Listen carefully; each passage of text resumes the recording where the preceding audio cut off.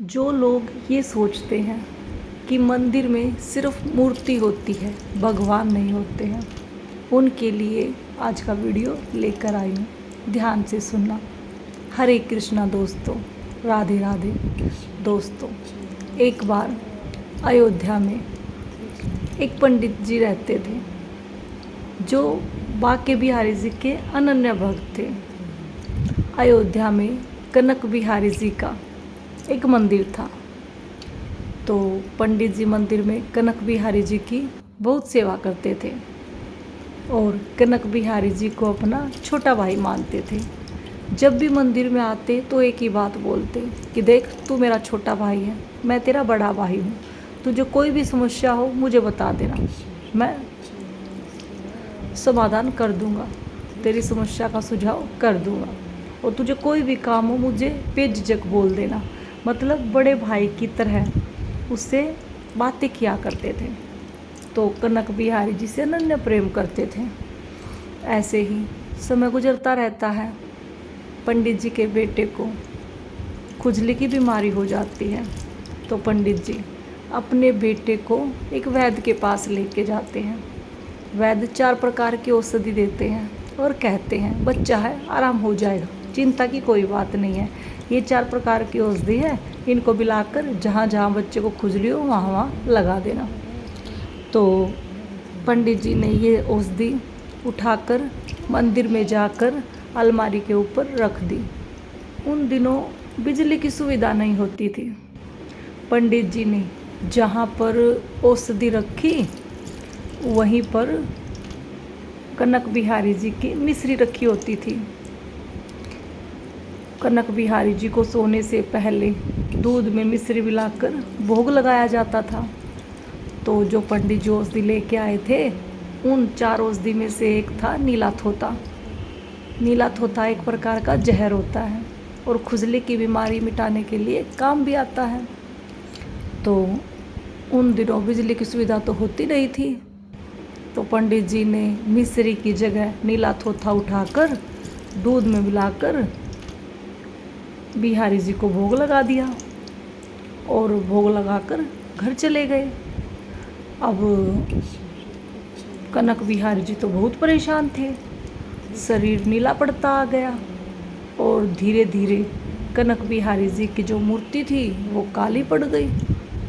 इधर पंडित जी सोते हैं तो सपना आता है, अरे दादा, आज तो मुझे नीला थोथा जहरी पिला दिया, मैं बहुत ही परेशान हूँ, मैं क्या करूँ बताओ मुझे, मुझसे रहा नहीं जा रहा है। यह सारी बातें सुनकर पंडित जी हैरान हो जाते हैं और सारे घर वालों को जगाते हैं और सीधा मंदिर जाते हैं। मंदिर जाते हैं तो मंदिर में जो गोस्वामी जी होते वो पूछते हैं, भाई इतनी रात को क्यों आए हो, क्या समस्या है। तो पंडित जी ने बताया, ऐसे ऐसे बात हुई है, ऐसे ऐसे भोग लगाया गया है। तो गोस्वामी जी जाकर देखते हैं कि हाँ भाई, मिश्री तो ऐसे कैसी रखी है, ये तो दूध में कुछ और ही डाल दिया। और पंडित जी सीधा कनक बिहारी जी के पास जाते हैं तो क्या देखते हैं कि बिहारी जी की जो मूर्ति है बिल्कुल काली पड़ गई है। तो अब समझ नहीं आता कि क्या करें। फिर भी पंडित जी गोस्वामी जी कभी गंगा स्नान कराते हैं, कभी दूध पिलाते, कभी कुछ करते, जो उनसे हो सकता था वो करते हैं। लेकिन मूर्ति जैसी थी काली, काली की काली रह जाती है। तो पंडित जी के समझ में कुछ भी नहीं आता और कनक बिहारी जी से पूछते हैं कि बिहारी जी आप ही बताएं मैं क्या करूं, आप तो सर्वेश्वर हैं, तीनों लोकों के ज्ञाता है, तीनों लोकों के ईश्वर है, हमारी तो कुछ समझ नहीं आ रहा, अब हम क्या करें। तो कनक बिहारी जी बताते हैं, इस दूध को अगर कोई पी लेगा तो मुझे आराम मिल जाएगा और मेरा शरीर भी ठीक हो जाएगा। तो पंडित जी कहते हैं बस इतनी सी बात, ये तो मैं भी पी लेता हूँ, आप ठीक हो जाओगे। तो अब जैसे ही दूध को पीने लगते हैं पंडित जी, तो कनक बिहारी जी कहते कि नहीं नहीं दादा, मैं ऐसे नहीं बोल रहा था, इस दूध को 125 किलो दूध में मिलाकर आप सब लोगों में बांट दो। जब ये दूध सब लोग पी लेंगे तो मेरा शरीर ठीक होता आ जाएगा। तो यह बात सब लोगों में आग की तरह फैल जाती है, सब मंदिर के बाहर इकट्ठा हो जाते हैं और लोग पूछते हैं कि क्या हुआ है, क्या हुआ है। तो पंडित जी और गोस्वामी जी बताते हैं कि 125 किलो दूध का इंतजाम किया जाए, तभी कनक बिहारी जी ठीक हो पाएंगे।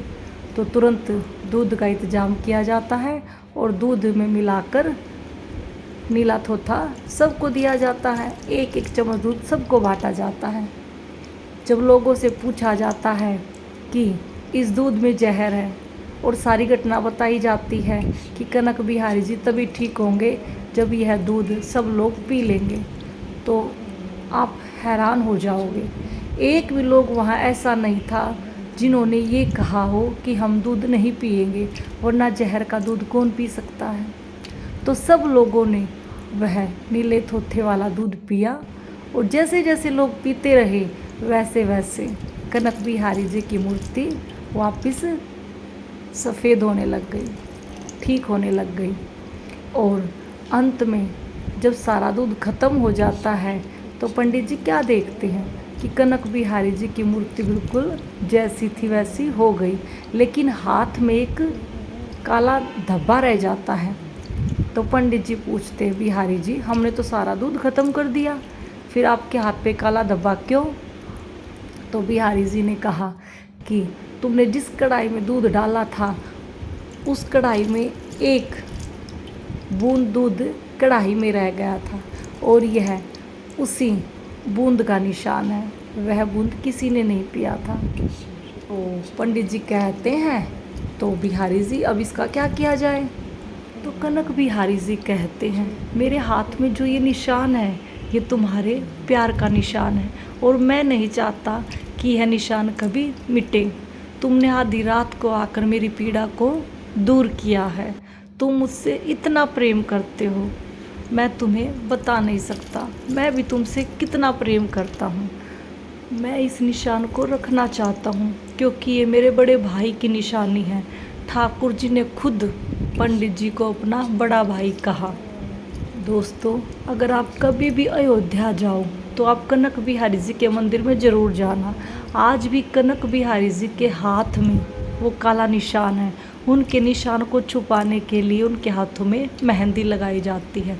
तो दोस्तों, कभी ऐसा मत सोचना कि मंदिर में सिर्फ मूर्त है, वो साक्षात ईश्वर है।